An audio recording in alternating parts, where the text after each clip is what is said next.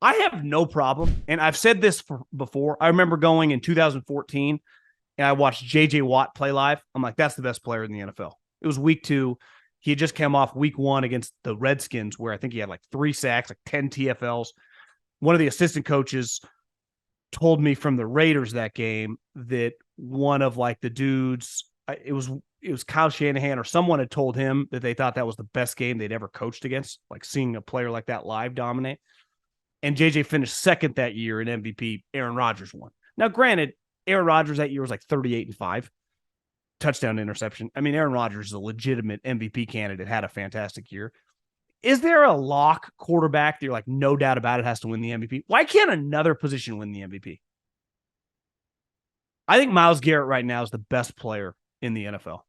I mean, the Browns, if they win 12 games with the corpse of Deshaun Watson early on in the season, PJ Walker, and a rookie quarterback, and Myles Garrett has 20 plus sacks. And if you just watch him, like, you don't need to be some defensive guru to be like, what the hell is that?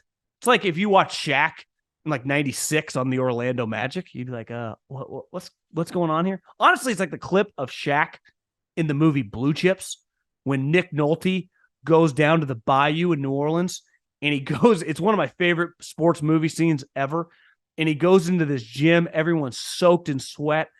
The gym or the rim is like wood, and there's a bunch of random dudes, and Shaq is dunking on guys, blocking shots. He looks like a mutant. And, you know, they get him in. He hadn't passed the ACT or whatever.